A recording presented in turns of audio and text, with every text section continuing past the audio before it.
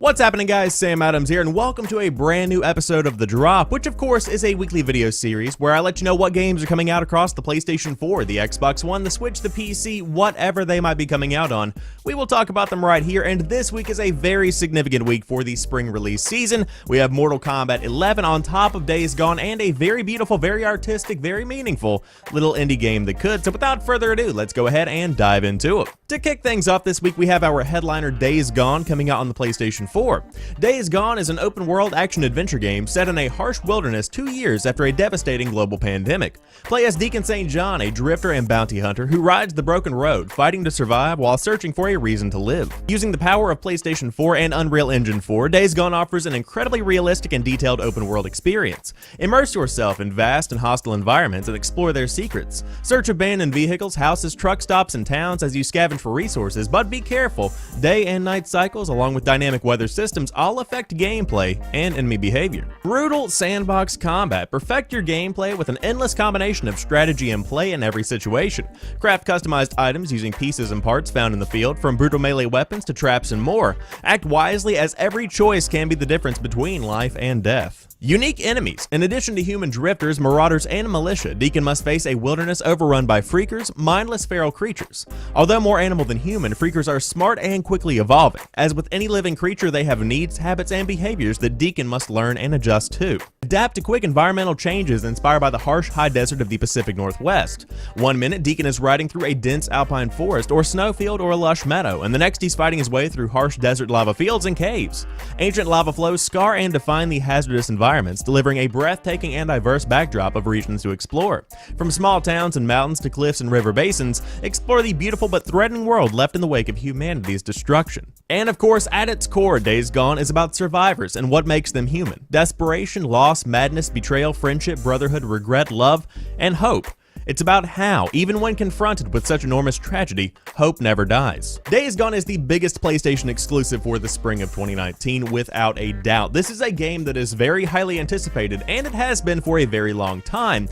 Of course, I do feel a lot of people are hesitant about this release just because there's something about this game that a lot of people aren't buying. However, there are some very cool elements within the game itself. One of the biggest things that many people overlook is the fact that you are fighting freakers and not zombies, and a lot of people are saying, hey, these are clearly zombies, and to some degree you are right, but to label them as freakers, which have a bit more intelligence as compared to your average run-of-the-mill zombie, might actually hint at what you can get from gameplay, because it's a lot more complex. These are actually intelligent creatures that have some semblance to humanity, and so whenever you are approaching enemies from that perspective, you might be a little bit more hesitant as compared to just running and shooting like you would in a game like World War Z, or even a Call of Duty Black Ops Zombies kind of thing. In addition to that, the gameplay itself is incredibly versatile. You can pretty much approach a variety of situations from a variety of different ways. For instance, if you are intruding on a camp, you can make a distraction to, get somebody to go a different way and sneak around, or you can just bring freakers with you and completely and totally ransack the camp by simply luring other enemies to other enemies. It's that kind of versatile gameplay that I think adds to not only replayability,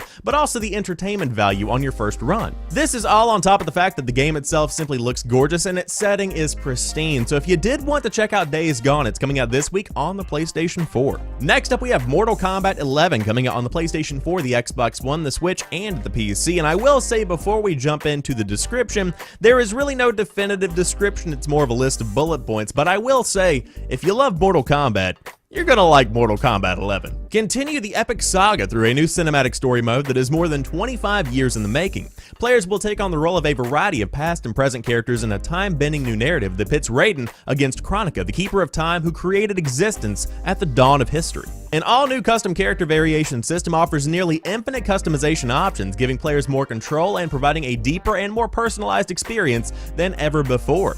Players can customize their fighters with a variety of skins, gear, special abilities, intro and victory cinemas, taunts, and brutalities that can be earned via gameplay.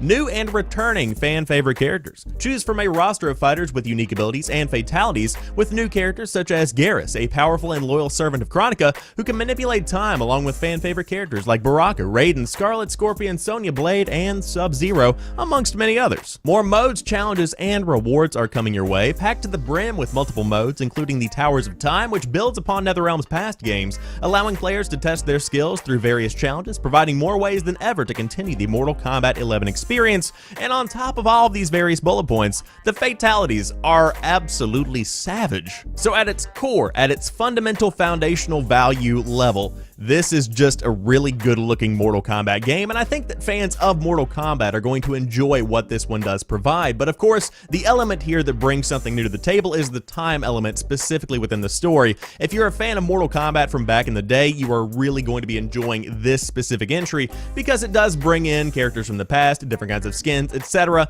that really do just put a fine little touch on it and also work to set it apart from previous entries. Of course, the game itself, when it comes to graphics, is absolutely stunning. This is just a really cool looking game, and one that I'm not going to play because I am absolutely terrible at fighting games, but one that I will be watching without a doubt, specifically for the story. But if you are into Mortal Kombat, then Mortal Kombat 11 is launching this week on the PS4, the Xbox One, the Switch, and the PC. And to round out today's show, we have Jupiter and Mars coming out on the PlayStation 4, launching on Monday, Earth Day, which is very notable considering the topic, which we will discuss shortly. Jupiter and Mars is an underwater adventure game set on a future Earth in which everything science warned us about has come to pass. Sea levels have risen from melting ice caps and climate change. As a result, the coastal cities are all but completely submerged. Since man's disappearance, the oceans have begun to reclaim themselves, with coral and nearly extinct creatures returning to their once thriving levels. But the artifacts of man's once formidable presence still remain, and an elite race of whales known as the Elders enlist Jupiter and Mars to help neutralize a global network of semi-functioning bases and machines that are disrupting sea life. Along the way, Jupiter and Mars will meet legendary creatures, perform incredible feats, and maybe even live to tell the tale. Jupiter and Mars is being developed in partnership with acclaimed ocean organization Sea Legacy and the Ocean Foundation, who are providing the game with exclusive content. So with all of that being said, Jupiter is a female dolphin with enhanced echolocation powers that lets her see through murky waters, beyond solid objects, and into the heart of the deepest oceans. She's inquisitive by nature and a problem solver.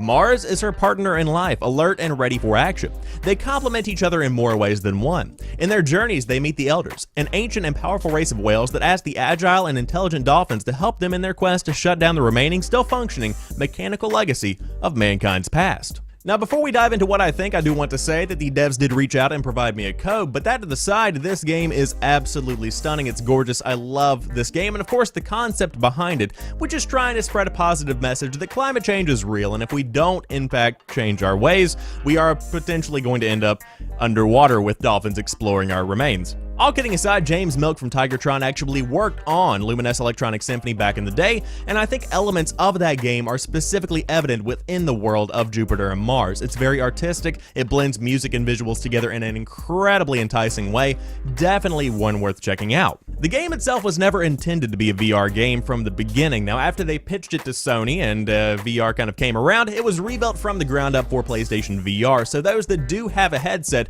are definitely going to be wanting to take advantage of that compatibility. However, if you don't, that's no big deal because the game is completely and totally compatible with just a regular PlayStation 4 setup. The game itself launches on Monday, April the 22nd, which is Earth Day conveniently, and on top of that, the devs say it will take between 4 and 6 hours for you to complete, so if you're feeling festive, hey, you can sit down and pick it up, and on top of that, you can feel good about it because a portion of the proceeds do go to benefit ocean causes around the world, which is pretty cool. So of course, this is a PlayStation 4 exclusive, and it is compatible with PlayStation VR if you did want to pick it up this week. However, that rounds out today's episode of The Drop. If you did enjoy this one, be sure to drop me a like down below, and of course, let me know what you think about this week's lineup in the comment section. However, if you do happen to be new here, I have content that rolls out throughout the week, so there's always something new for you right here on the channel. But until next time, have a fantastic rest of the week, and peace.